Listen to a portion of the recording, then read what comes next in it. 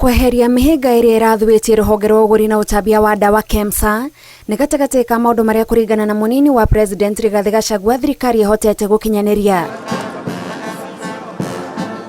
Gachagua augĩte ihinda-inĩ rĩa mwaka ũmwe kũrĩ na ũgarũrũku ũroneka na maciaro ma wĩra ũcio nĩ maraigwĩka nginyagia makaunti-inĩ. Tiga gũtheria rũhonge rwa KEMSA, gũtigĩrĩra Akenya nĩ makuhĩrĩrio na makinyĩrwo nĩ motungata ma ũrigitani na ihenya nĩ mĩbango ĩngĩ mũnini wa President augĩte thirikari ya Kenya Kwanza ĩrerahĩra. In the evolving healthcare landscape, digital transformation has emerged as a major driver of innovation for efficiency and effectiveness.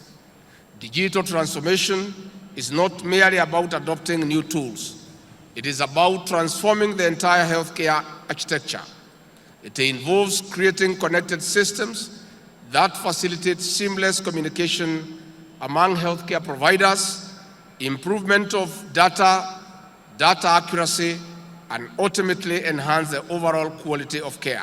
Thirikari yugĩte no ĩgũthiĩ na mbere kũheana mathomo ma gĩkĩro kĩa igũrũ kũrĩ arĩa maraheana motungata ma ũrigitani nĩguo kwambatĩria ikĩro cia motungata marĩa maraheana. Through strategic investments and comprehensive training, our aim is to strengthen these frontline workers, ensuring every Kenyan, regardless of location, receives the essential primary health care services they deserve. Most of the professionals graduating today under various fields will complement the work of the over 100,000 community health promoters. They will improve healthcare outcomes. Gachagua arĩtie hĩndĩ ya igongona rĩa 92 rĩa kũhumba arutwo a cukuru wa kothi cia ũrigitani KMTC Thũmbĩ gũkũ Nairobi, kũrĩa arutwo 22,000 mahumbĩtwo thũmbĩ. We acknowledge the importance of research and innovation.